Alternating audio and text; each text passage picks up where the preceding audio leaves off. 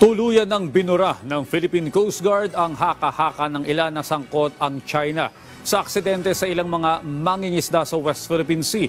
Ayon pa sa PCG, aksidente ang nakikita nilang anggulo ngayon sa nangyari at inaasahang makukuha na din ang panig ng barkong sangkot sa insidente. Audrey, nilinaw ng Philippine Coast Guard na isang aksidente ang nangyari sa karagatan ng Pangasinan na ikinasawin ng 3 Pilipinong mangingisda.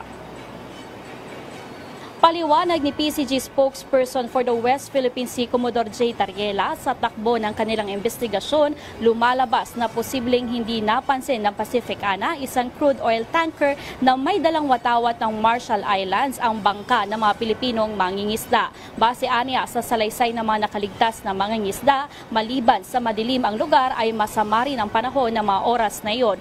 Pero ito pa rin ay iimbestigahan ng pamahalaan. Itong area talaga na pinaglagakan nila ng Payaw is really a nautical highway. No? Alam din ng mga isda natin na ito talaga ay daanan ng mga barko.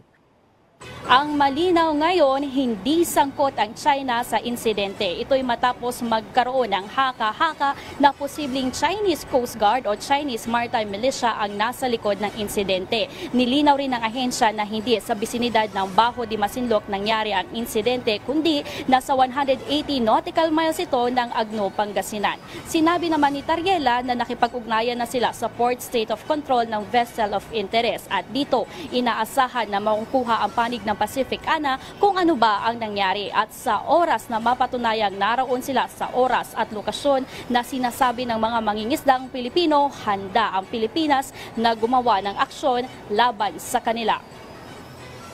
Through the Department of Foreign Affairs, we will reach out to the flag of registry ng barko na to for the administration for the state administration, kumbaga, kung saan siya nakaregister, no, ng barko, to help us in asserting yung liability claims.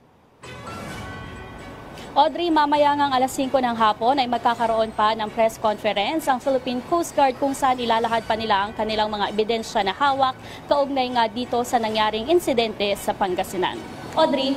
Okay, Bea, meron na bang impormasyon ng PCG kung saan galing ang point of origin itong vessel of interest at nasan na ito ngayon? Audrey, sa ngayon ay wala pang mga inilalabas na karagdagang impormasyon ng Philippine Coast Guard kung saan ba galing, paano napunta itong Pacific Ana sa karagatan ng Pilipinas at saan ito pupunta. Mamaya siguro ay posible nating maitanong sa Philippine Coast Guard itong mga detalye na ito. Sa ngayon kasi wala pa silang inilalabas na detalye tungkol dito. Audrey. Maraming salamat, Bea Bernardo.